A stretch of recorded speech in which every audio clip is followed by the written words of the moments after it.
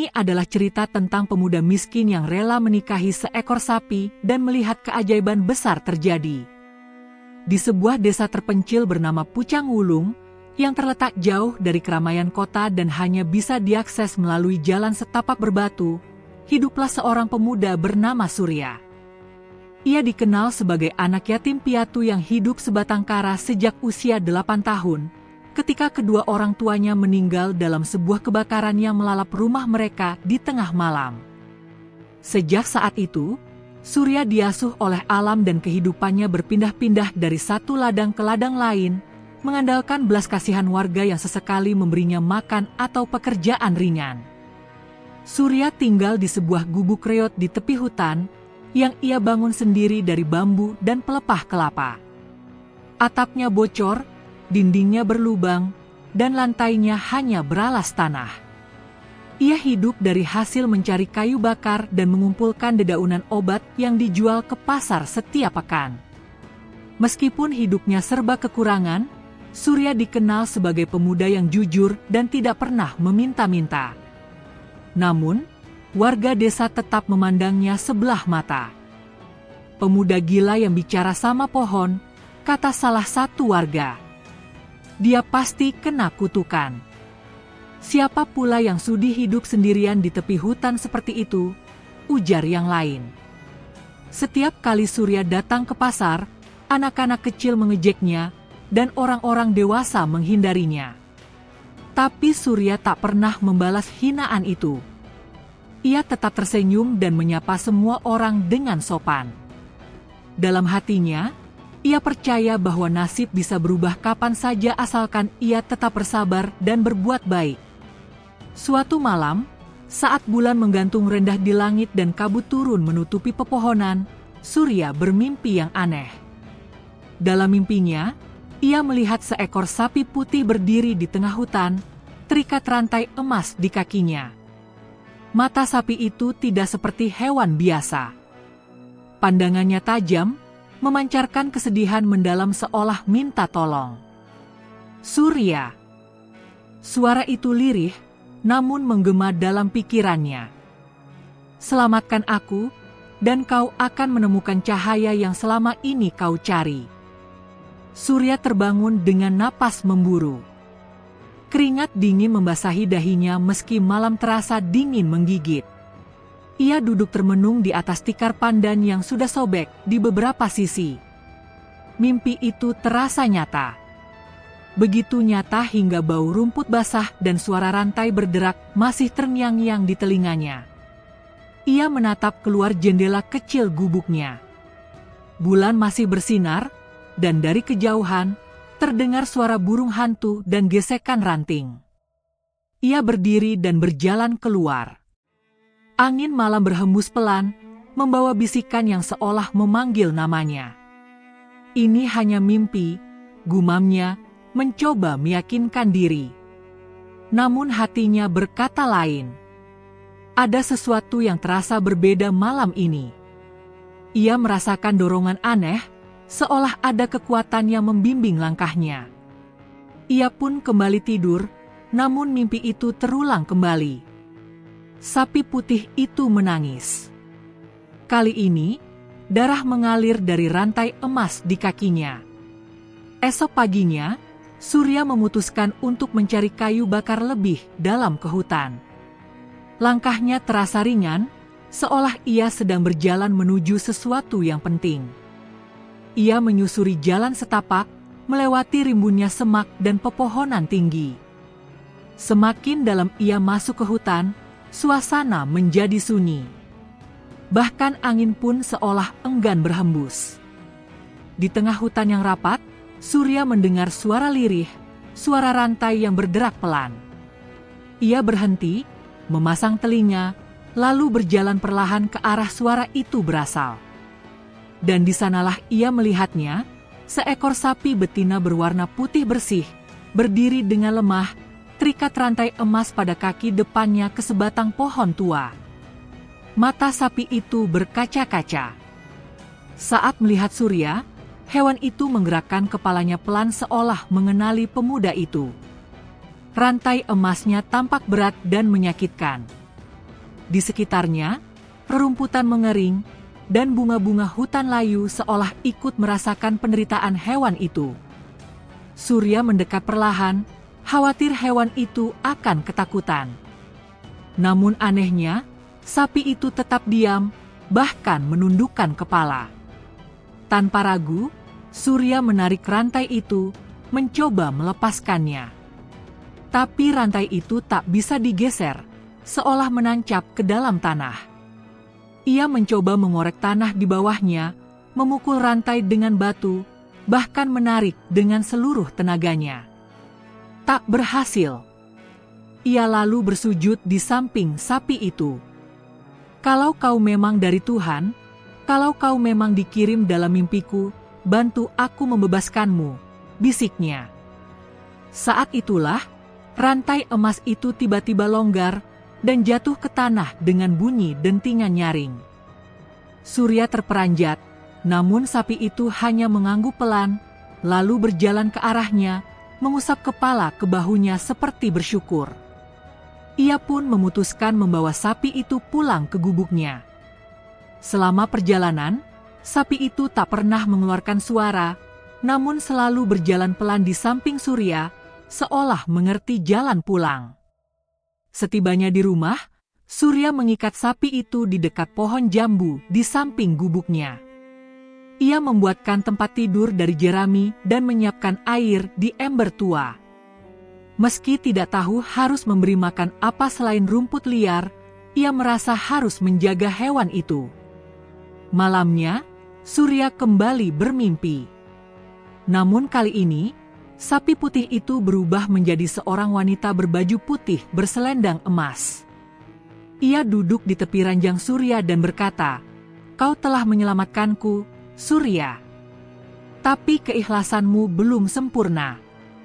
Jika kau benar-benar tulus, nikahilah aku dalam wujudku sekarang, dan kau akan melihat keajaiban yang tak pernah dibayangkan manusia." Surya terbangun dengan jantung berdebar. Ia menatap sapi putih di luar rumah. Hewan itu sedang duduk tenang, menatap ke arahnya. Pandangan mata itu tidak biasa. Ada kesedihan, ada harapan, dan ada cinta.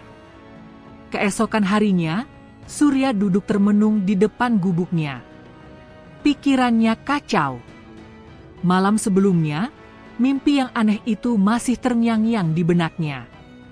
Seorang wanita berbaju putih, berselendang emas, menyuruhnya menikahi seekor sapi. Gila. Tidak masuk akal. Tapi kenapa hatinya justru merasa tergerak? Sapi putih itu masih berada di samping gubuknya. Duduk tenang di bawah pohon jambu yang menaunginya dari panas pagi. Bulu-bulunya bersih, mengilap, dan matanya bukan mata binatang biasa. Terlalu dalam, terlalu penuh makna. "Apakah kau benar-benar utusan dari langit?" tanya Surya pelan, seolah berharap sapi itu bisa menjawab. Tentu saja, hewan itu hanya menoleh pelan, namun pandangannya seolah memberi anggukan halus. Surya berdiri, melangkah mendekat, lalu duduk di sebelahnya. Ia mengelus kepala sapi itu dengan perlahan, dan entah mengapa, hatinya terasa tenang. Siang itu, Surya tidak pergi ke pasar. Ia menghabiskan waktu di sekitar rumah, mengumpulkan dedaunan segar, memotong rumput liar, dan mencuci ember air untuk sapi putih itu. Ia bahkan membersihkan kandang kecil yang dulu dipakai tempat berteduh saat hujan.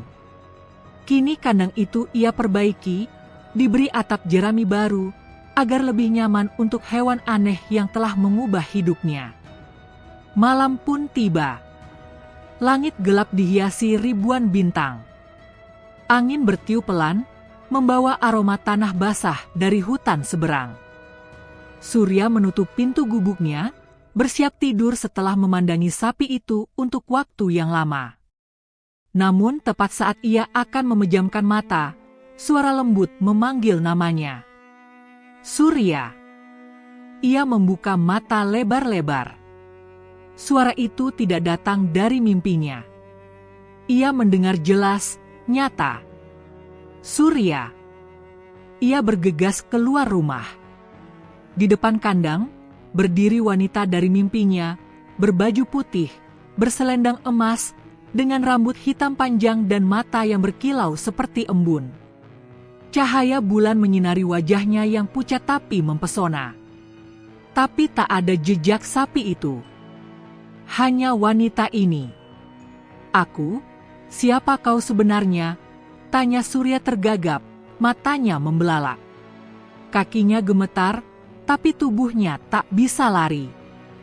Ada kekuatan lembut yang menahannya tetap di tempat. "Aku terkutuk, Surya." Seorang putri dari kerajaan langit yang dihukum turun ke bumi, hidup dalam wujud sapi, karena kesalahan masa lalu. Surya menelan ludah. Ia nyaris tak bisa bernapas.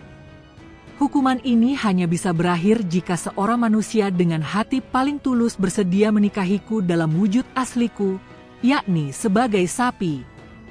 Dan kau adalah satu-satunya yang berhasil menemukanku, membebaskanku dari rantai itu tanpa pamrih. Aku menikahimu dalam wujud seekor sapi. Wanita itu mengangguk. Lembut. Sorot matanya tak mengandung paksaan sedikitpun. "Jika kau ikhlas, hanya dengan niatmu saja, keajaiban akan terjadi. Jika kau ragu, aku akan menghilang dari hidupmu selamanya, dan tetap menjadi sapi yang mati dalam penderitaan abadi." Surya menunduk. Pikirannya berputar cepat. Bagaimana mungkin ia akan menikahi hewan? Tapi di sisi lain, ini bukan sembarang hewan. Ia tahu sejak pertama kali melihat sapi itu, ada sesuatu yang ajaib. Ada kedamaian. Dan kini, wanita ini berdiri di hadapannya, membawa harapan besar. "Boleh aku bertanya satu hal?" kata Surya, pelan. "Tentu. Jika aku menikahimu, apa yang akan terjadi padaku?" Sang wanita tersenyum. "Kau akan menyaksikan keajaiban yang hanya diberikan pada orang yang terpilih. Rezeki yang tak terhingga, kehidupan baru, dan rahasia besar dunia akan dibuka di hadapanmu." Hening. Angin berhenti berhembus. Suara jangkrik pun lenyap. Seolah alam menanti jawaban Surya. Akhirnya, dengan suara mantap, ia berkata, "Aku bersedia. Bukan karena janji keajaibanmu, tapi karena aku percaya kau bukan makhluk jahat. Dan karena aku tidak ingin melihatmu menderita lagi." Begitu kalimat itu selesai diucapkan, wanita itu tersenyum, lalu tubuhnya perlahan berubah kembali menjadi sapi putih. Tapi kini, cahaya keemasan menyelubungi seluruh tubuhnya. Langit bergetar, dan kilatan cahaya muncul di angkasa. Seekor burung elang putih melintas di atas kepala mereka. Sapi itu lalu duduk, dan dari langit turun setetes cahaya, menyerupai tirai emas yang menutupi mereka berdua. Surya hanya bisa terdiam ketika cahaya itu menyelubunginya. Dalam benaknya, ia mendengar bisikan, "Pernikahan ini adalah awal, bukan akhir." Esok harinya, penduduk desa gempar. Surya, si pemuda miskin yang dianggap aneh, berjalan menuju balai desa dengan mengenakan pakaian putih sederhana. Di sampingnya, seekor sapi putih berhias bunga melati di lehernya. Beberapa warga menertawakannya, menganggapnya benar-benar gila. Dia menikahi sapi. "Gila betulan rupanya," teriak seorang ibu. "Kasihan, kurang waras," ujar yang lain. Namun Surya tidak peduli. Ia meminta izin kepala desa untuk menggelar ijab kabul. Tak satu pun percaya. Tapi ada sesuatu dalam sorot matanya yang membuat kepala desa ragu untuk menolak. Akhirnya, dengan suara berat, kepala desa berkata, "Kalau memang ini yang kau yakini, kami hanya bisa menjadi saksi." dan di bawah pohon beringin tua yang sakral di tengah desa, disaksikan oleh puluhan warga yang mencibir dan menertawakan, Surya mengucapkan ijab kabul dengan seekor sapi putih di sampingnya. Mereka tidak tahu bahwa saat malam tiba, keajaiban besar akan dimulai. Malam mulai turun perlahan. Angin bertiup lembut membawa aroma tanah basah dan bunga kenanga dari ladang-ladang sepi. Di desa, rumah-rumah mulai memadamkan lampu, satu persatu tenggelam dalam keheningan malam. Tapi di gubuk kecil Surya, ada sesuatu yang berbeda malam itu. Setelah pernikahan yang dianggap gila oleh warga desa, Surya pulang membawa sapi putih itu dengan tenang. Tak ada keraguan di matanya, meski hinaan dan tawa mengejarnya sepanjang jalan. Di dalam hatinya, ia merasa seolah ada sesuatu yang menunggu, sesuatu besar yang belum bisa ia pahami sepenuhnya. Di samping gubuk reotnya, sapi putih itu duduk diam. Sorot matanya tenang namun penuh makna. Surya duduk di sebelahnya, menyalakan pelita kecil dan menatap langit malam. Tak lama kemudian, awan tiba-tiba menggulung cepat dari arah timur. Langit yang semula jernih, kini ditutupi awan pekat. Angin berubah menjadi hangat, lalu berhenti total. Semua suara alam lenyap. Jangkrik, kodok, bahkan desir dedaunan, semua membisu. Tiba-tiba, cahaya putih menyilaukan turun dari langit, tepat menimpa tubuh sapi putih itu.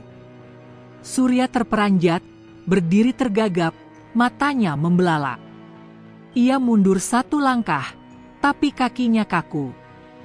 Seolah bumi menahannya untuk tetap menyaksikan apa yang akan terjadi.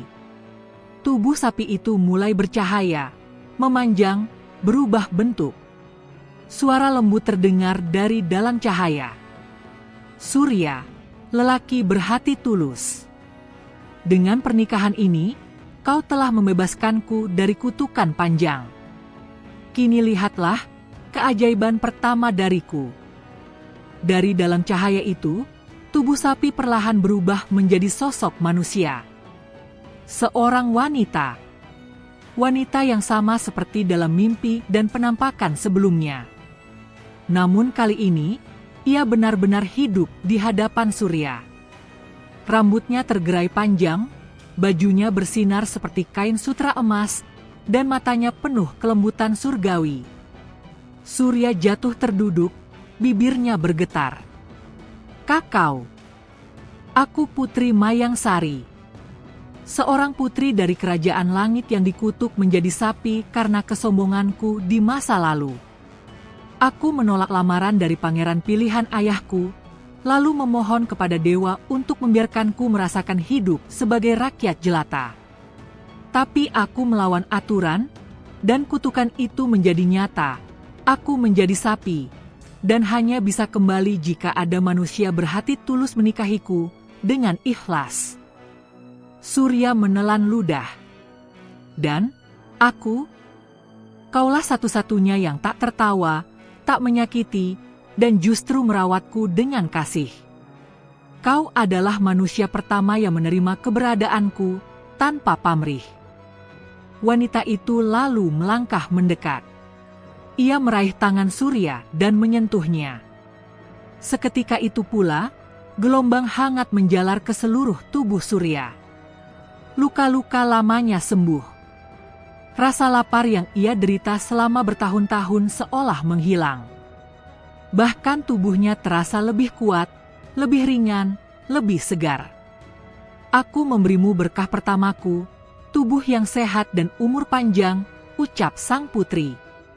Tapi belum selesai Surya mencerna keajaiban itu, bumi bergetar ringan. Dari tanah di dekat kandang, muncullah sebatang pohon emas. Tumbuh cepat dalam hitungan detik, daunnya berkilauan, dan buahnya memancarkan cahaya. Ini adalah berkah kedua, pohon rezeki. Setiap hari, buahnya akan jatuh satu demi satu. Setiap buah yang kau petik akan berubah menjadi emas murni saat menyentuh tanah. Surya menatap pohon itu dengan mata berkaca-kaca. Ia nyaris tak percaya dengan apa yang ia lihat. Bahkan jika kau hanya mengambil 1 buah sehari, hidupmu takkan kekurangan. Tapi ingat, jangan serakah. Siapapun yang rakus, pohon ini akan lenyap dan kutukanku akan kembali. Surya mengangguk, menelan semua nasihat itu dalam-dalam. Putri Mayangsari lalu menatap Surya lembut. Berkah ketiga akan datang besok pagi. Kini, biarkan malam ini kita syukuri dalam tenang. Wanita itu kemudian duduk di samping Surya. Mereka berdua memandangi langit yang kembali terbuka, menampilkan jutaan bintang. Tak ada suara, kecuali detak jantung yang berdetak damai. Namun di sisi lain desa, tak semua mata tertidur. Di rumah kepala desa, seorang pria tua bernama Raji, tetangga Surya yang paling sering mengolok-oloknya, terbangun karena cahaya aneh yang terlihat dari jendela rumah. Ia mengintip dan melihat cahaya putih menyilaukan dari arah gubuk Surya. "Hom, si gila itu sedang bermain ilmu hitam rupanya," gumamnya. "Tak bisa dibiarkan." Ia mengenakan sarung dan berjalan mengendap-endap menuju gubuk Surya. Tapi begitu ia mendekat ke area itu, kakinya gemetar. Ia melihat pohon emas yang baru tumbuh, bersinar terang, dan mendengar suara bisikan halus dari angin malam. "Ini bukan untukmu, wahai hati yang iri." Raji tersungkur ketakutan, dan ketika ia berusaha bangkit, seekor ular besar muncul dari balik semak-semak dan menghalangi jalannya. Ia lari terbirit-birit, tanpa sempat melihat sosok Putri Mayangsari yang telah kembali berubah menjadi sapi untuk menyembunyikan jati dirinya. Menjelang fajar, Surya terbangun dan mendapati 1 buah dari pohon emas itu telah jatuh. Ia menyentuhnya dengan hati-hati, dan begitu buah itu menyentuh tanah, buah itu berubah menjadi sepotong emas murni. Berat, padat, dan bercahaya. Ia menggenggamnya dengan takjub. Hatinya bersyukur, namun tidak rakus. Ia hanya mengambil 1. Ia bertekad untuk menjaga amanah sang putri. Surya menatap langit. Fajar mulai muncul. Dan hari itu, hidupnya tak lagi sama. Matahari belum sepenuhnya naik saat suara ayam berkokok bersahut-sahutan menyambut pagi. Embun masih menempel di ujung dedaunan, dan udara segar merayap dari bukit ke lembah. Namun pagi ini, desa kecil itu terasa tidak biasa. Ada desas-desus yang menyebar lebih cepat dari embun yang menguap. "Semalam aku lihat cahaya putih besar dari arah rumah Surya," kata seorang ibu saat menjemur pakaian. "Cahaya? Dari rumah si gila yang nikahi sapi itu," balas tetangganya. "Bukan hanya cahaya. Aku dengar suara aneh, seperti nyanyian perempuan dan gemuruh tanah, timpal laki tua yang lewat sambil menuntun kambing." Kabar tentang keanehan malam itu menyebar ke seluruh penjuru desa. Anak-anak berkumpul di dekat jalan kecil menuju rumah Surya, mencoba mengintip. Para ibu-ibu mengintai dari balik pohon pisang. Lelaki-lelaki desa, yang biasanya bermalas-malasan di balai pertemuan, kini berdiri, membicarakan Surya seolah ia seorang nabi atau penyihir. Sementara itu, di gubuk sederhana di pinggir desa, Surya sedang menata buah emas kecil yang ia bungkus dengan kain kasar. Ia berencana membawanya ke kota untuk dijual. Ia tahu, kalau ia membawa banyak sekaligus, itu hanya akan menimbulkan kecurigaan. Jadi, ia memilih menjual 1 persatu.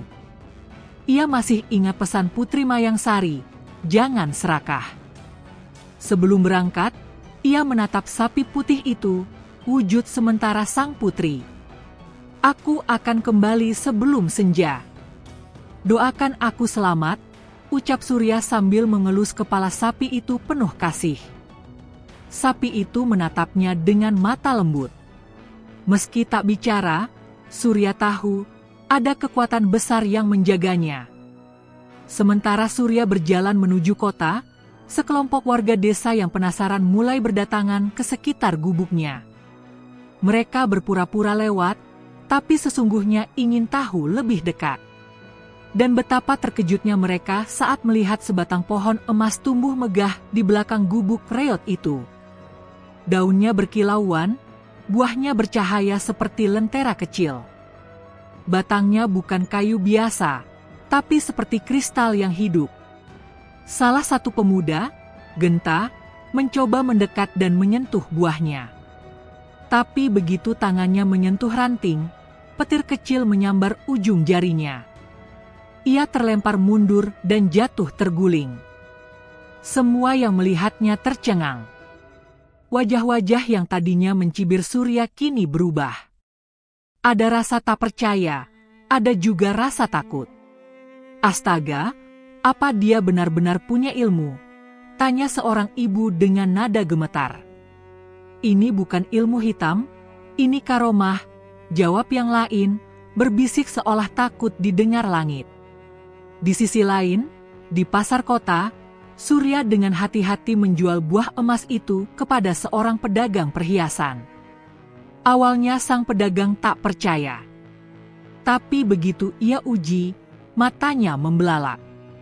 Ini emas murni 24 karat, dari mana kau dapat ini, anak muda?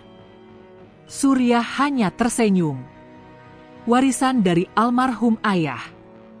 Aku hanya ingin menjual sepotong untuk beli beras. Sang pedagang, meski curiga, tetap membayar harga tinggi. Dengan uang itu, Surya membeli beras, gandum, beberapa pakaian, dan peralatan rumah tangga yang lebih baik.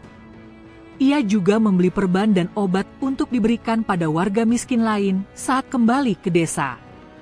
Sore hari, ketika ia kembali ke rumah, orang-orang sudah menunggunya. Apa benar kau punya pohon emas? Apakah kau dapat bantuan dari jin? Apa kamu dijadikan dukun oleh sapi itu? Surya tak menjawab.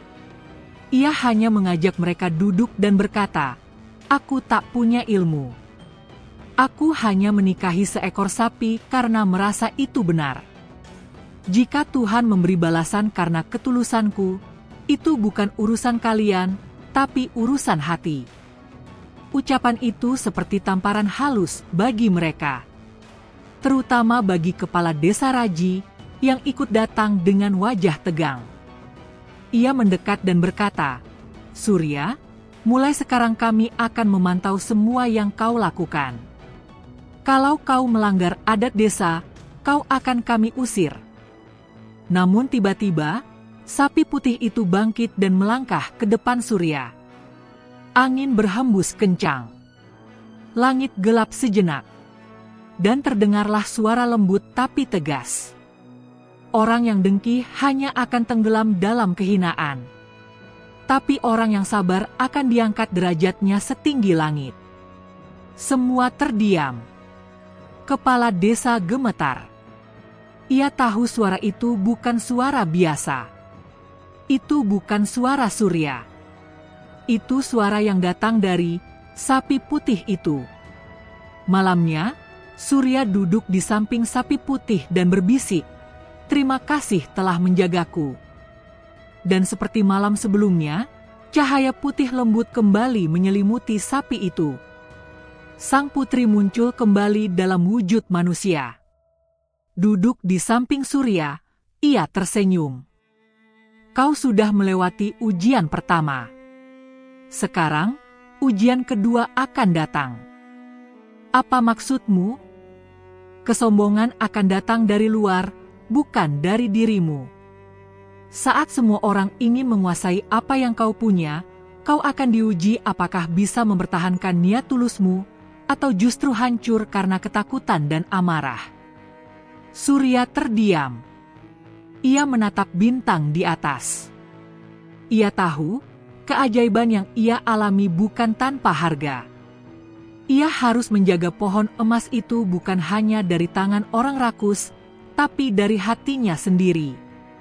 Putri Mayang Sari menatapnya. Besok, seseorang dari kota akan datang. Orang itu tidak hanya membawa uang, tapi juga godaan besar. Bersiaplah. Fajar keesokan harinya belum menyingsing, namun tanda-tanda peristiwa besar mulai terasa. Seekor burung elang terbang rendah di atas rumah Surya, dan 3 ekor kijang liar terlihat di pinggiran hutan. Alam tahu, keajaiban akan kembali diuji. Pagi itu langit mendung, tapi udara tetap gerah. Angin hanya berhembus pelan seperti enggan membawa kabar. Surya baru saja selesai menyapu halaman ketika suara deru mobil jeep terdengar dari kejauhan. Itu suara asing di desa yang sunyinya hanya dipecah oleh derap kerbau atau ringkikan kuda. Warga desa mulai berdatangan, menyisihkan aktivitas mereka, menatap arah suara. Mobil hitam mengkilap berhenti tepat di depan gubuk Surya. Dari dalam, turun seorang pria berbadan besar, berpakaian rapi dengan kacamata hitam, diiringi 2 ajudannya. Wajahnya licin seperti tidak pernah kena sinar matahari. Matanya menelisik tajam ke sekitar rumah Surya, lalu berhenti menatap pohon emas di belakang rumah. Jadi ini pohon yang mereka bicarakan, gumamnya. Pria itu adalah Pak Hermawan, seorang pengusaha tambang dari kota. Ia datang bukan karena penasaran, tapi karena tertarik, terlalu tertarik. Ia mendapat kabar dari sopir truknya yang kebetulan melewati desa dan melihat sendiri buah emas di tangan Surya tempo hari. "Surya, ya?" tanyanya sambil mengulurkan tangan. Surya menjabat tangan itu dengan ragu. "Benar, Pak. Ada yang bisa saya bantu?" Pak Hermawan tak menjawab langsung. Ia menepuk pundak Surya dengan senyum manis yang terasa dipaksakan. "Aku dengar kau punya pohon emas. Itu sesuatu yang sangat luar biasa. Aku pikir kita bisa bekerja sama." Surya hanya menatapnya tanpa emosi. Ia tahu, ini bukan sekadar tamu biasa. Ini awal dari godaan besar, seperti yang dikatakan Putri Mayang Sari. "Apa maksud Bapak dengan bekerja sama?" tanya Surya pelan. Pak Hermawan membuka tas kerja kulit yang dibawa asistennya. Ia menarik selembar kertas dan menaruhnya di meja bambu Surya. Surat kontrak. Di bawahnya, sejumlah besar uang tunai yang baru, rapi, mengkilap, dan menggiurkan. "Serahkan saja pohon itu ke pihak kami. Kami akan menjaga dan merawatnya, tapi tentu kau tetap mendapat bagian. Ini baru uang muka, Surya. Bayangkan, kau bisa punya rumah besar, kendaraan, bahkan sekolah di kota." Surya mengamati kertas itu. Tangannya tak bergerak. Uang sebanyak itu belum pernah ia lihat seumur hidup. Tapi, di dadanya, hati kecilnya menjerit. "Maaf, Pak, tapi saya tidak bisa menjual pohon itu. Itu bukan milik saya sepenuhnya." Pak Hermawan tertawa kecil, seolah jawaban itu hanya lelucon. "Ah, jangan begitu, Surya. Ini bukan zaman mitos. Kalau kau tak mau menjual, kami bisa sewakan lahannya. Pohonnya tetap di sini. Tapi izinkan tim kami mendirikan pagar, kamera, sistem keamanan." Sekilas, Surya hampir tergoda. Tawaran itu terdengar tidak sejahat menjual pohonnya. Tapi suara lembut dalam pikirannya kembali berbisik. "Jika satu langkah saja kau izinkan keserakahan masuk, seluruh tanah akan menjadi lumpur." Ia menatap tajam ke mata Pak Hermawan. "Maaf, Pak. Saya tidak bisa. Saya hidup bukan untuk emas, tapi untuk menjaga amanah." Raut wajah Pak Hermawan berubah. Senyumnya lenyap. kau akan menyesal. Di dunia ini, yang lemah tak akan bertahan kalau tak punya pelindung. Pikirkan baik-baik. Lalu, ia berdiri dan pergi. Mobilnya melaju cepat, meninggalkan debu dan kekhawatiran. Hari itu, suasana desa kembali gaduh. Berita tentang tamu kota dan penolakan Surya menyebar. Ada yang memuji keberaniannya. Ada yang mencibir. Bodoh. Kalau aku jadi dia, sudah kugunakan uang itu untuk bangun rumah megah. Tapi katanya itu pohon karomah. Siapa tahu, dia bisa jadi wali. Namun, malam harinya, Surya merasa ada yang tidak beres. Ia mendengar suara ranting patah di belakang rumah. Saat ia keluar dengan lampu minyak, dilihatnya pagar bambu di sekitar pohon emas telah rusak. Bekas tapak kaki terlihat jelas. Seseorang telah mencoba mencuri buahnya. Dan saat ia menghitung, 2 buah emas telah hilang. Wajahnya pucat. Bukan karena rugi, tapi karena ia tahu pencurian itu bisa membawa kutukan pada si pelaku. Ia berlari ke tengah desa, menuju rumah kepala desa Raji. Pak, seseorang mencoba mencuri dari pohon itu. Mohon bantuannya menjaga desa ini. Tapi sang kepala desa hanya tertawa pahit. Kau yang bawa keajaiban itu, kau tanggung sendiri akibatnya. Jangan minta kami ikut menanggung kalau petaka turun. Surya kembali ke rumahnya dengan hati remuk. Ia duduk di bawah pohon emas, menatap langit. Tak lama, suara lembut yang dikenal itu muncul. Putri Mayang Sari berdiri di sampingnya. Kau baru saja melewati ujian kedua. Tapi masih akan ada ujian yang lebih besar, Surya. Kenapa semua orang ingin mengambilnya? Padahal aku tak pernah mengganggu mereka. Karena kekayaan itu membuat manusia lupa siapa dirinya. Pohon ini bukan hanya emas. Ia cermin hati. Siapa yang serakah akan dihancurkan. Apakah aku boleh memetik lebih banyak untuk kubagikan ke orang-orang miskin di desa? Tanya Surya lirih. Sang putri tersenyum. Jika niatmu tulus, petiklah esok pagi. Tapi ingat, tangan yang memberi harus bersih dari niat mencari pujian. Surya menatap putri itu lama, lalu mengangguk pelan. Keesokan harinya, Surya memetik 3 buah emas. Ia membungkusnya dan membagikan masing-masing kepada 3 keluarga miskin di desa. Keluarga janda tua, seorang duda pengrajin bambu yang buta, dan sepasang lansia yang hidup dari sayur liar. Ia tidak berkata apapun. Hanya menitipkan dan pergi. Tapi desas-desus segera menyebar. Surya membagi emas. Dia benar-benar wali. Pasti dia tahu ilmu gaib. Desa pun mulai terbelah. Sebagian mencintai dan menghormatinya. Sebagian mulai mencurigainya dan menganggapnya ancaman. Terutama kepala desa dan para tokoh kaya desa yang merasa cemburu dan terancam. Dan jauh di kota, Pak Harmawan melihat layar televisi yang menayangkan potongan berita viral tentang pohon emas dan pemuda miskin dari desa kecil. Ia tersenyum licik dan berkata pada asistennya, "Kita akan kirim tim malam ini." Surya belum tahu, malam itu akan menjadi malam tergelap dalam hidupnya. Malam saat keajaiban itu benar-benar diuji dengan darah, api, dan pilihan yang nyaris mustahil. Malam itu sunyi, lebih sunyi dari biasanya. Angin tak lagi bertiup, seakan takut menjadi saksi dari apa yang akan terjadi. Di langit, bulan tertutup awan pekat, meninggalkan dunia dalam bayangan gelap.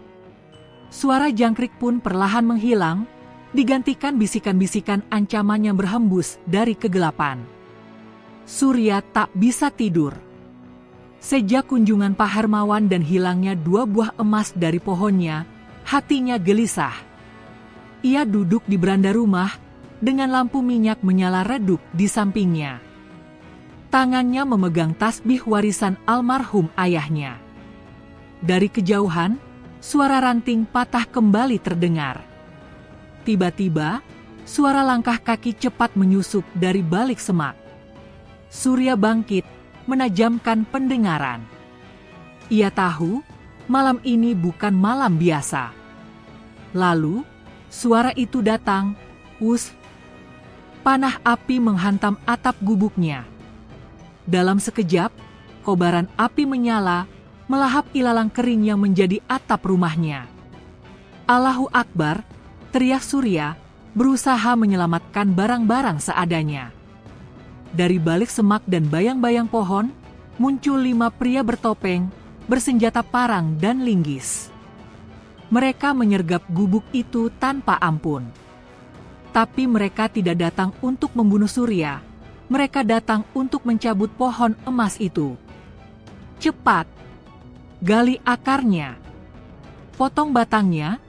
Perintah salah satu dari mereka, suaranya berat dan kasar. Surya berlari ke arah pohon, tapi 2 orang menghadangnya. Salah satunya menamparnya keras hingga ia tersungkur ke tanah. Darah mengalir dari pelipisnya, tapi mata Surya menatap penuh amarah. "Jangan sentuh pohon itu. Kalian tak tahu apa yang kalian hadapi," teriaknya. Namun para pencuri itu tak peduli. Salah satu dari mereka mengayunkan linggis ke batang pohon.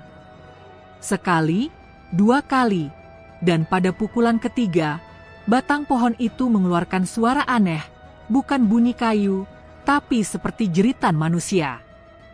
Para perusak itu berhenti sejenak, saling menatap. Tapi yang bertubuh besar mendorong mereka, "Teruskan. Itu cuma ilusi." Saat mereka menggali, dari dalam tanah, keluar kabut putih tebal. Kabut itu meliuk-liuk seperti ular, mengelilingi tubuh mereka, lalu menyusup ke mata dan mulut mereka. Arkis. Satu persatu, para pencuri itu menjerit dan jatuh ke tanah, menggeliat seperti dibakar dari dalam. Mata mereka membelalak kosong. Dari mulut mereka keluar darah hitam. Surya yang masih terbaring menyaksikan semua itu dengan ngeri. Ia ingin menolong, tapi tubuhnya lemas. Ia hanya bisa berzikir dalam hati. Dan dari balik kabut, muncul sosok yang dikenal, Putri Mayang Sari. Kali ini bukan dalam wujud lembut. Rambutnya menjuntai liar, matanya menyala terang, dan dari tubuhnya terpancar aura seperti bara api. "Surya," ucapnya pelan, namun menggema, "mereka telah melanggar batas. Pohon ini bukan pohon biasa. Ini pohon penjaga alam. Jika dicabut, dunia akan timpang." Surya menunduk, gemetar. "Kenapa pohon ini harus ada padaku, Putri?" "Karena hatimu bersih. Tapi semakin bersih hati seseorang, semakin besar ujian yang datang." Saat itu juga, kabut mulai menghilang. Tubuh para perusak membeku dan berubah menjadi patung batu, lengkap dengan ekspresi ketakutan mereka. Api di gubuk Surya padam seketika, seolah disedot oleh tanah. Putri Mayang Sari menatapnya. "Kau harus lebih kuat. Musuh yang lebih besar akan datang. Bukan hanya manusia serakah, tapi juga makhluk dari alam lain yang ingin mengambil sumber kekuatan ini." Surya bangkit dengan tertatih. Ia melihat ke sekeliling, tubuh-tubuh batu berdiri membeku, diam tanpa nyawa. Pohon emas berdiri tegak, daunnya berkilau, tapi kini di batangnya muncul guratan merah seperti darah. Mereka telah melukai jiwa pohon ini. Bila tak segera dipulihkan, ia akan mati, dan bencana besar akan datang. Surya terdiam. "Apa yang harus kulakukan?" Pergilah ke Gunung Merapi. Di sana, kau harus mengambil bunga api. Hanya bunga itu yang bisa menyembuhkan pohon. Tapi ingat, jalan ke sana tidak mudah. Kau harus meninggalkan desa untuk sementara. Bagaimana dengan penduduk desa? Jika kau pergi, desa akan dilindungi oleh kekuatanku. Tapi jika kau menunda, akar pohon ini akan melemah dan wilayahmu akan ditelan kekeringan abadi. Surya mengangguk. Aku akan pergi besok subuh. Pagi harinya, kabar tentang serangan malam itu menyebar cepat. Banyak yang tak percaya. Tapi patung-patung batu di sekitar rumah Surya menjadi bukti nyata. Desa menjadi geger. Warga yang sebelumnya meremehkan kini datang meminta perlindungan. Namun Surya hanya berkata, "Aku harus pergi. Jika aku tak kembali, lindungi pohon ini dengan doa kalian." Beberapa warga menangis, sebagian masih sinis. Tapi semua merasa sesuatu yang besar akan terjadi. Surya mempersiapkan bekalnya, air, roti singkong, dan kain warisan ibunya. Ia berpamitan pada seekor sapi betinanya, sapi yang dulu ia nikahi dalam kesunyian dan kepasrahan, dan mencium dahinya. "Doakan aku, ya. Kau sudah memberiku jalan. Kini aku harus menjaga titipan langit." Sapi itu hanya diam, tapi tatapannya tenang.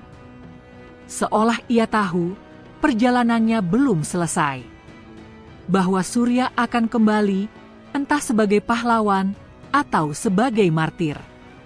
Dan saat matahari mulai naik, Surya pun melangkah, menembus kabut pagi, menuju Gunung Merapi. Di belakangnya, pohon emas berdiri sendiri, menunggu nasibnya. Langit mulai memerah saat Surya melangkah meninggalkan desanya. Angin pagi terasa dingin, menusuk tulang, seolah memberi peringatan akan bahaya yang mengintai di depan. Tapi Surya tetap teguh, membawa ransel kecil berisi bekal sederhana dan secarik doa yang terus ia lantunkan dalam hati. Perjalanan ke Gunung Merapi bukanlah hal yang mudah, terlebih bagi pemuda miskin seperti Surya yang belum pernah meninggalkan desanya. Namun demi menyelamatkan pohon emas dan kehidupan orang-orang yang ia cintai, ia rela menapaki jalan berliku yang dipenuhi ketidakpastian. Ia melintasi sawah-sawah yang mulai kering, menyeberangi sungai yang mulai surut, dan melewati hutan kecil yang sunyi. Setiap langkahnya terasa berat, bukan hanya oleh tubuh yang lelah, tapi oleh beban tanggung jawab besar yang dititipkan alam kepadanya. Setelah berjalan hampir seharian, Surya sampai di sebuah padang ilalang yang luas. Di tengah padang itu berdiri sebuah gubuk reot, tua, miring, seolah hendak roboh. Namun anehnya, dari dalamnya keluar asap putih tipis, tanda ada yang memasak.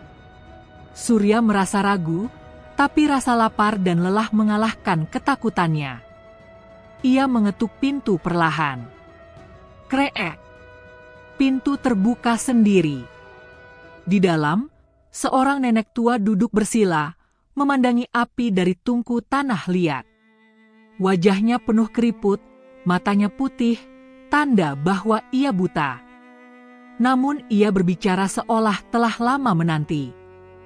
"Kau datang, cucu cahaya, akhirnya kau menapaki jalur api." Surya tertegun. "Ibu, siapa engkau?"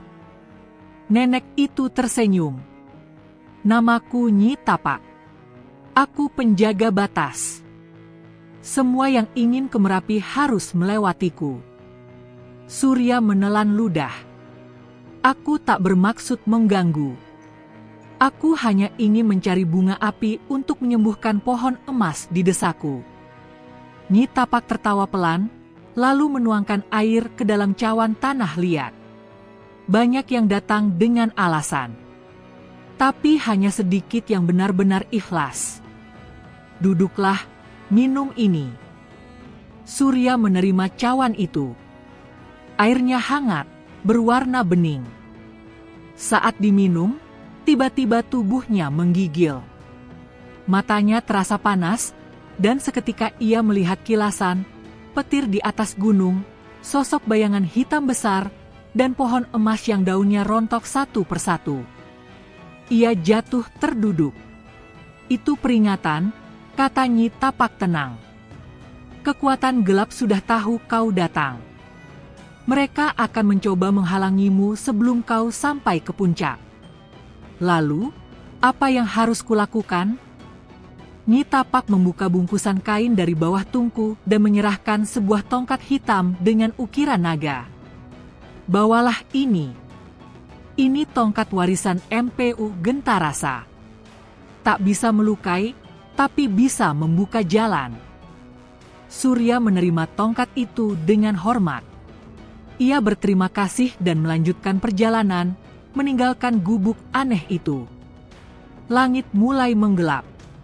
Malam menjelang, dan Surya tiba di kaki gunung. Suasana berubah drastis. Suara burung hantu menggema dari pepohonan, dan kabut turun begitu tebal. Tapi ia tetap melangkah, menyusuri jalur batu dengan tongkat pemberian Nyi Tapak. Tiba-tiba, suara tawa menggema di antara pepohonan. Surya A. Surya A, kembalilah, tak ada harapan bagimu di sini. Surya terhenti. Dari balik kabut muncul sosok seorang wanita muda berpakaian putih, rambut panjang menjuntai, wajahnya pucat. Tapi matanya merah menyala. Siapa kau? Wanita itu tersenyum manis, namun menyeramkan. Aku adalah cerminan hatimu yang takut. Kau tak akan mampu naik ke Merapi. Kau akan mati dibakar sebelum sampai ke puncak. Surya menggenggam tongkat erat.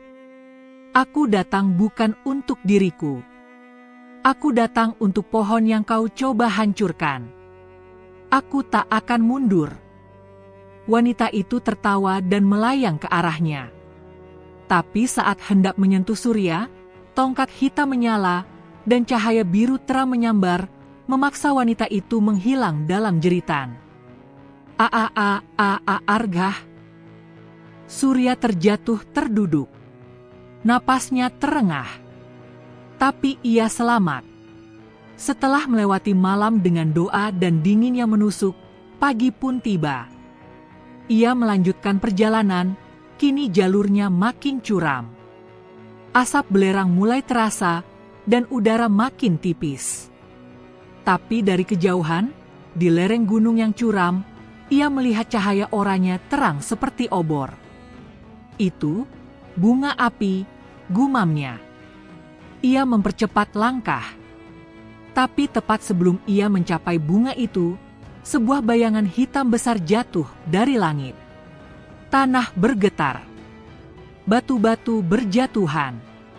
Seekor raksasa api berdiri menghadangnya, matanya membara, tubuhnya bersisik merah menyala, bertanduk seperti kerbau. Aku Jagatnara, penjaga api abadi. Tak ada manusia yang boleh mengambil bunga ini. Surya menahan napas. Aku tak ingin merusak. Aku hanya ingin menyelamatkan pohon emas. Jika pohon itu mati, keseimbangan alam juga runtuh. Raksasa itu menggeram. Keseimbangan?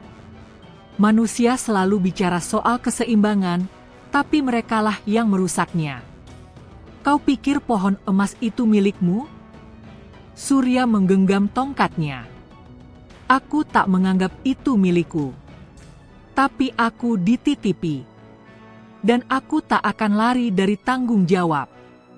Raksasa itu tertawa keras. Kalau begitu, buktikan keberanianmu. Ia mengayunkan tinjunya, menciptakan gelombang panas yang membakar pepohonan di sekitar.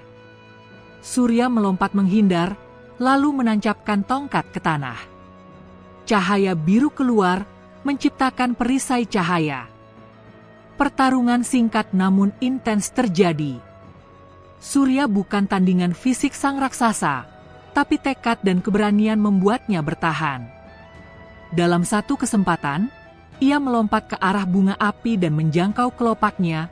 Bunga menyala seperti bara, namun saat menyentuhnya, tangan Surya tak terbakar. Raksasa itu berhenti. Matanya menyipit. Tak terbakar. Ia menunduk. Kau memang yang dipilih. Surya memandangnya heran. Apa maksudmu? Raksasa itu mengecil, berubah menjadi pria tua berjubah merah. Aku hanya menguji hatimu. Dan kau lulus, anak muda. Ambillah bunga api itu. Tapi ingat, 1 kelopak untuk pohonmu. 2 kelopak untuk jiwamu sendiri. Tapi jika kau ambil lebih dari itu, kau akan musnah. Surya mengangguk. Ia mengambil 3 kelopak, lalu membungkusnya dengan daun lontar dan menyimpannya hati-hati. Saat ia berbalik, jalan pulang sudah terbuka, lurus dan bersinar, seolah alam sendiri memberi restu. Dengan napas berat tapi hati ringan, Surya mulai berjalan menuruni gunung. Misi belum selesai. Tapi harapan mulai bersinar. Di desa, pohon emas mulai menghitam.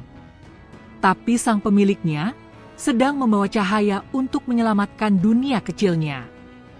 Surya menuruni gunung Merapi dengan tubuh yang letih dan kaki penuh luka. Tangan kanannya masih menggenggam bungkusan daun lontar yang berisi 3 kelopak bunga api, hadiah dari puncak Merapi dan kunci untuk menyelamatkan pohon emas di desanya. Wajahnya kusut, tapi matanya tetap menyimpan sinar harapan. Langit mendung menyambutnya saat ia mendekati desa. Tak ada burung berkicau, tak ada suara anak-anak bermain, hanya sunyi yang menggantung berat di udara. Ia mempercepat langkah. Rasa gelisah tumbuh dalam dadanya. Begitu mencapai batas desa, ia mendapati seluruh desa dalam keadaan murung. Rumah-rumah tertutup rapat, dan beberapa warga berkumpul di depan rumah kepala desa dengan wajah cemas. Di tengah kerumunan, berdiri Pak Rawi, ayah angkat Surya, dengan sorot mata sayu. Pak Rawi, seru Surya, berlari menghampiri. Bagaimana keadaan pohon emas? Pak Rawi menoleh, terkejut. Surya, kau kembali. Semua mata memandang ke arah Surya. Sebagian warga bersorak lega, namun kegembiraan itu tak bertahan lama. Surya, kau harus cepat. Pohon emas hampir mati, ujar Pak Rawi pelan. Surya tak menunggu penjelasan lebih lanjut. Ia segera berlari menuju alun-alun desa, tempat pohon emas berdiri sejak dulu. Hatinya seakan diremas saat melihatnya. Pohon emas kini menghitam, daunnya berguguran seperti abu, dan cahaya yang dulu terpancar dari batangnya telah padam. Surya jatuh berlutut di hadapan pohon itu. Tidak, jangan sekarang, aku sudah datang. Tangannya gemetar saat membuka bungkusan bunga api. Ketiga kelopak itu masih menyala lembut, menghangatkan telapak tangannya. Ia teringat pesan sang penjaga, 1 kelopak untuk pohon, 2 kelopak untuk jiwanya. Tapi pohon itu kini nyaris mati. Apa 1 kelopak cukup? Ia menatap langit yang kini menggelap, angin bertiup kencang seolah alam sendiri tengah menguji pilihannya. Pak Rawi mendekat perlahan. Jika kau harus memilih antara menyelamatkan pohon atau dirimu, aku tahu apa yang akan kau pilih, nak. Surya menggigit bibirnya. Ia tahu, jika seluruh kelopak digunakan untuk pohon, maka nyawanya akan menjadi taruhan.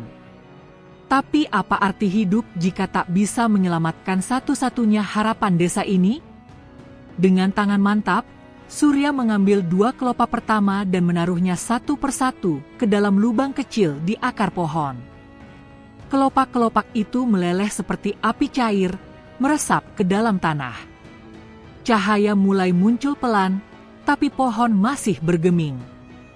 Lalu, ia menatap kelopak terakhir, yang seharusnya untuk dirinya sendiri. Ia terdiam sejenak, lalu tersenyum pasrah. "Kalau aku harus mati demi kalian, aku rela." Dengan lembut, ia menaruh kelopak ketiga di tengah akar pohon. Dan saat itu juga, bumi bergetar. Cahaya menyilaukan meledak dari tanah, membuat semua orang menutup mata. Pohon emas mendadak bersinar terang, bukan lagi cahaya keemasan, tapi biru keputihan yang suci dan megah.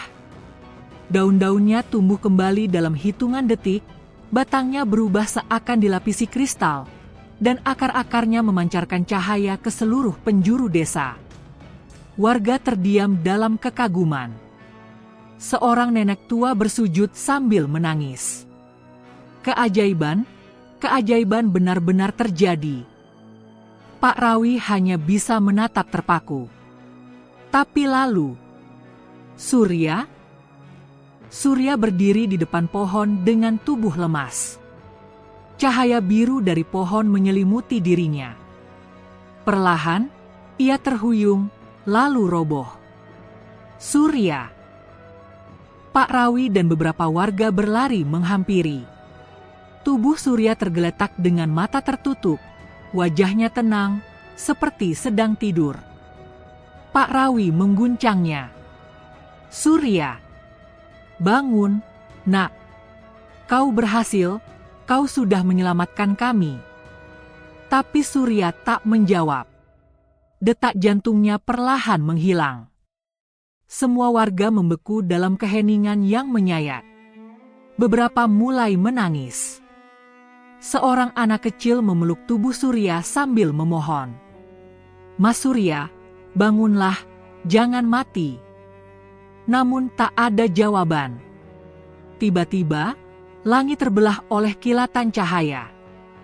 Seekor burung raksasa berwarna emas turun dari angkasa, mengepakkan sayapnya di atas pohon emas. Matanya menyala seperti berlian, dan suaranya menggema bak guntur. "Aku adalah Elarna, penjaga keseimbangan." Anak ini telah mengorbankan jiwanya demi dunia yang bahkan tak mempedulikannya. Burung itu turun, menatap tubuh Surya dengan lembut.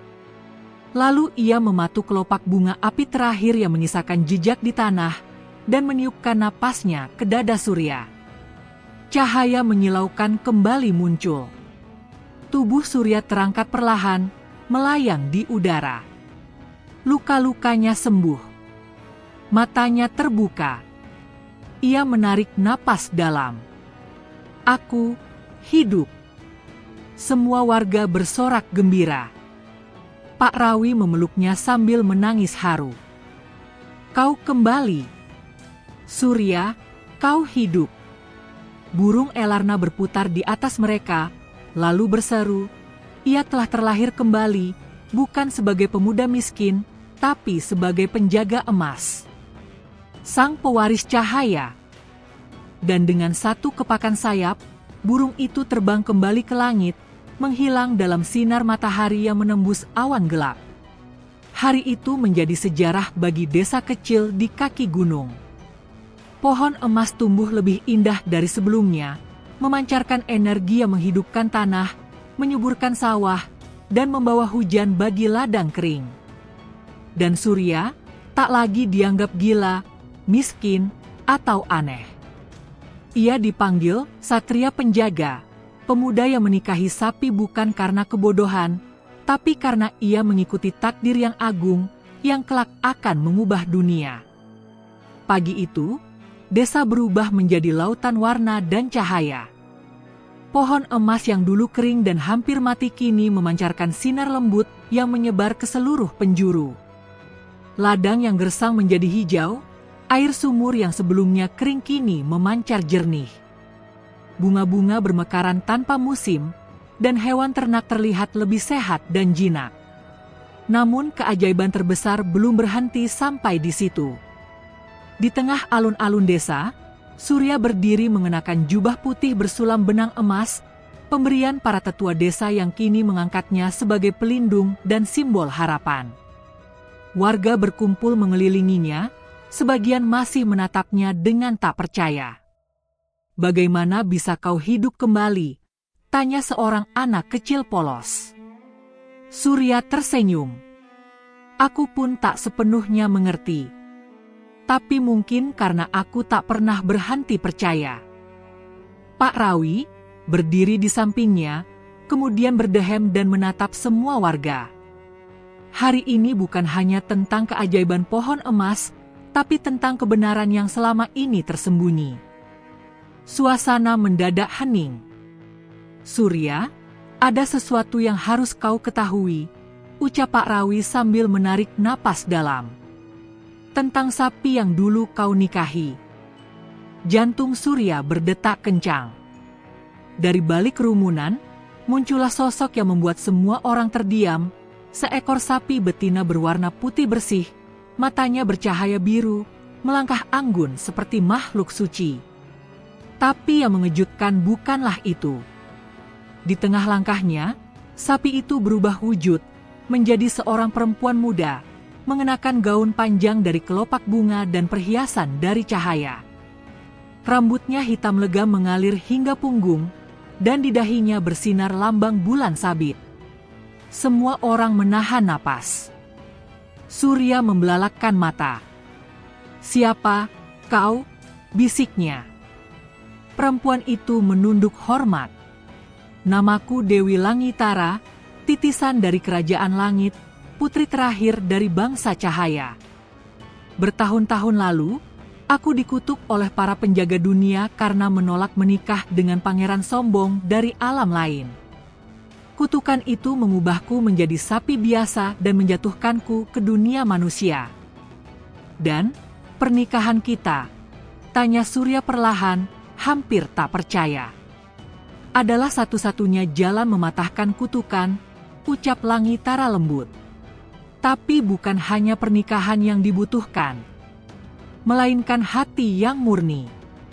Kesediaanmu menikahiku dalam bentuk paling hina adalah bukti bahwa hatimu layak menanggung cahaya tertinggi." Desa kembali terdiam. Warga terharu. Seorang ibu menangis sambil berbisik, "Kami yang dulu menertawakan, padahal dia membawa berkah bagi kita." Pak Rawi menatap Surya dengan bangga. "Kau tidak gila, Nak. Kau adalah bagian dari takdir besar yang tidak dimengerti oleh pikiran kecil manusia biasa." Langitara melanjutkan, "Pohon emas adalah titisan energi langit yang turun ke bumi. Tapi ia tidak bisa hidup tanpa penjaga cahaya. Dan kau, Surya, kini adalah pewarisnya." Surya menggenggam tangannya. "Kalau begitu, apa tugasku sekarang?" Langitara tersenyum. "Menjadi jembatan antara dunia manusia dan alam cahaya.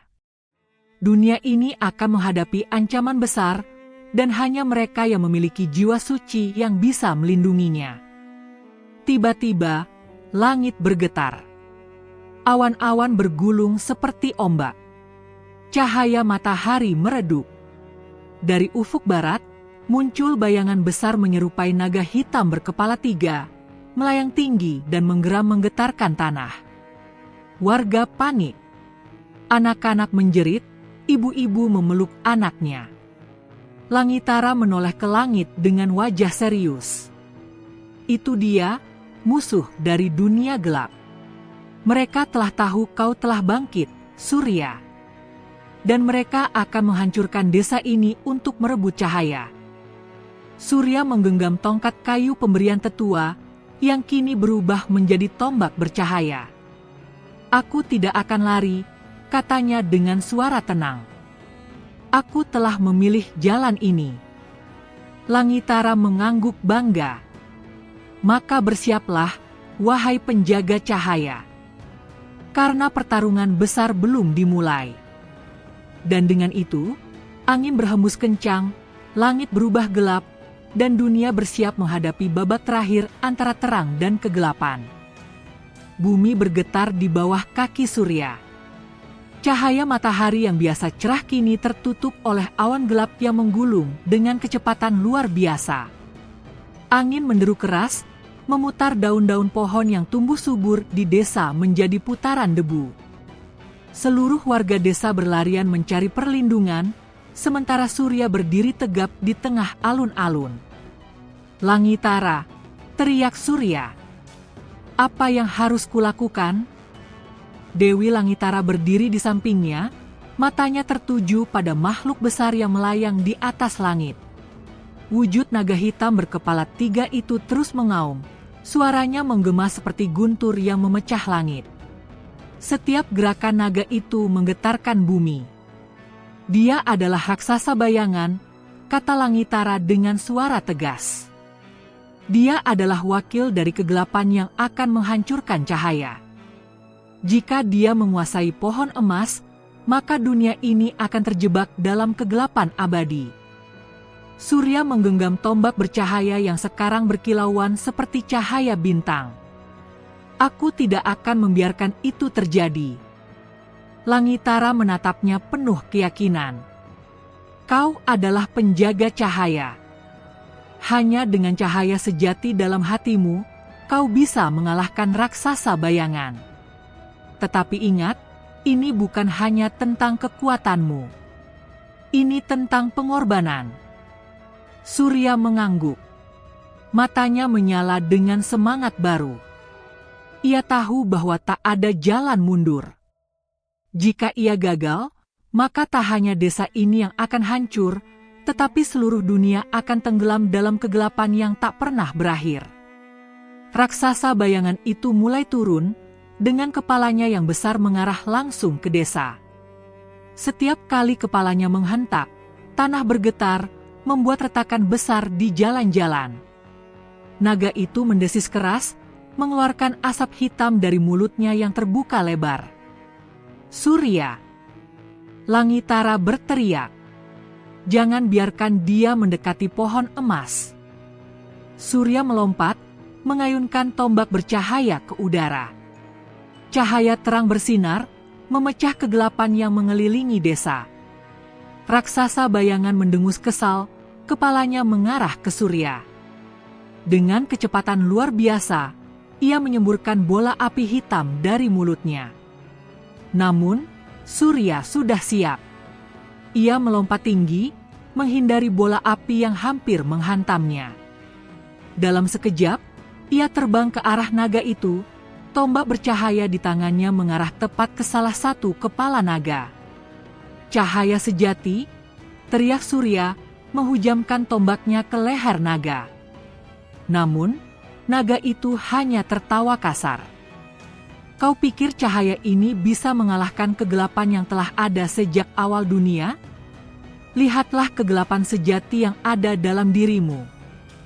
Mata naga itu memancarkan cahaya hitam yang menembus tubuh Surya, membuat tubuhnya terasa sangat berat dan lemas.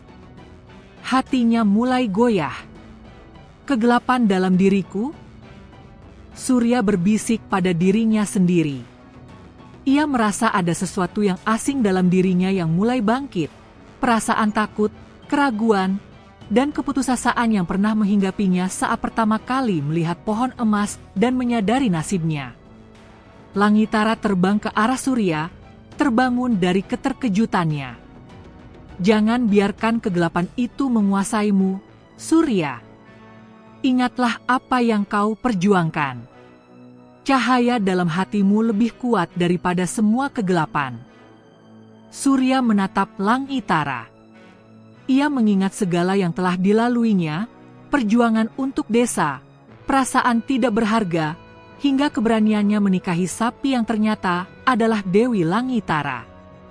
Semuanya membawanya pada satu hal yang sangat penting, cinta dan pengorbanan. Bukan hanya untuk dirinya sendiri, tapi untuk semua orang yang ia cintai. "Kegelapan itu memang ada dalam diriku. Tapi itu bukan diriku yang sejati." Surya berteriak, melepaskan semua keraguannya. Dengan penuh keberanian, ia mengangkat tombaknya tinggi-tinggi. Cahaya dari tombak itu semakin terang, menyilaukan mata. Tombak cahaya, kata Langitara, menyadari apa yang akan terjadi. Sekarang kau siap. Surya menancapkan tombaknya ke dalam tanah. Dari titik tempat tombaknya menusuk tanah, cahaya biru yang menyilaukan keluar, membanjiri seluruh desa dan bahkan melampaui cakrawala, menembus langit. Sinar ini bukan hanya tentang kekuatan luar, tetapi kekuatan hati yang tulus. Cahaya itu adalah pengorbanan dan cinta yang tak pernah padam. Raksasa bayangan itu berteriak marah. Cahaya itu menyelimutinya, dan dalam sekejap, tubuhnya terbakar oleh energi yang sangat murni dan kuat. Setiap kepala naga mulai meleleh, berubah menjadi asap hitam yang menghilang ke udara. Kejahatan yang menguasai tubuhnya akhirnya terkalahkan oleh cahaya yang tak terhingga. Dengan satu ledakan cahaya yang membelah langit, raksasa bayangan hancur menjadi serpihan debu. Semua yang tersisa adalah udara yang penuh dengan sinar hangat, dan langit kembali cerah. Desa itu kembali hidup, seakan tidak ada yang pernah terjadi. Surya berdiri dengan tubuh terhuyung, tetapi hatinya penuh dengan kedamaian. Langitara terbang mendekatinya, dan dengan lembut ia memeluknya. Kau telah mengalahkan kegelapan, Surya, kata Langitara dengan suara penuh haru. Kau adalah penjaga yang sesungguhnya. Terima kasih. Surya tersenyum, tetapi ia tahu, ini bukan akhir. Ini baru awal dari perjalanan panjangnya. Sebagai penjaga cahaya, ia kini memiliki tugas untuk melindungi dunia, menjaga agar kegelapan tidak kembali. Para warga desa berkumpul di sekitar mereka, bertepuk tangan, penuh kebahagiaan. Desa itu kini menjadi tempat yang lebih baik, berkat pengorbanan seorang pemuda miskin yang pernah dianggap gila, tetapi kini menjadi simbol harapan dan cahaya. Cahaya dalam hati adalah kekuatan yang tak terhingga, kata Surya kepada mereka. Cinta dan pengorbanan adalah jalan untuk mengalahkan apapun. Semoga kita semua bisa menjaga cahaya ini. Seiring matahari terbenam di balik pegunungan, cahaya keemasan dari pohon emas terus bersinar, memancarkan sinar yang membawa kedamaian ke seluruh dunia. Dan di bawah cahaya itu, Surya, penjaga cahaya, berdiri dengan Langitara di sisinya, siap menghadapi masa depan yang lebih cerah. Tamat.